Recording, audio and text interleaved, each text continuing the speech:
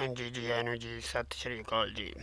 बहुत जरूरी अपडेट जोड़ा कि लेक्चरार दियाँ असामियां 343 ਉਹਦੇ ਨਾਲ संबंधित हाँ बड़ा मसला सी जोड़ा सब तो पेपर की तारीख दे दी गई सी पर पेपर एक बार उस पेपर में पोस्टपोन कर दिता गया। हुण अगली तारीख कदों आएगी तो ये बारे ऑफिशियली जिमें जानकारी आएगी वो भी आप तक साझी करांगे जानकारी। पर ये सब तो बड़ा मसला सी जोड़ा SST सबजैक्ट के कंबीनेशन लैके आ जे घर बैठे रहे तो हो सकता सरकार ने जिमें भी रूल बनाया तो उस तरीके उन्होंने एलिजिबल मनना।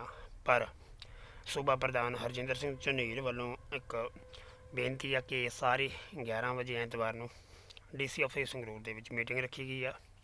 इस मसले पर किसी ने कोई सुझाव देना तो जरूर ये शामिल होवो। तो दिता गया तो संपर्क नंबर देवांगे स्क्रीन के उपर तो तुसीं उन्हां नाल जुड़ सकते हो।